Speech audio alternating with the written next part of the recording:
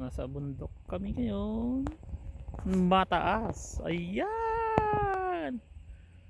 Diyos ko, nasa tuktok kami ngayon. Gusto willing tumalon, tumalon. Wala ka ng buhay.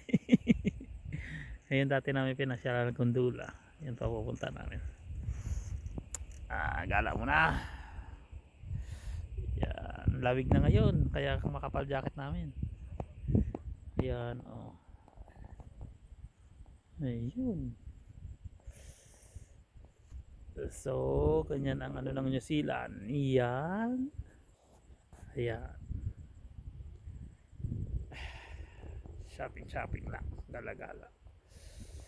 Diba? Lamig. Diyos ko. Layo na. Tingnan mo. Taas na.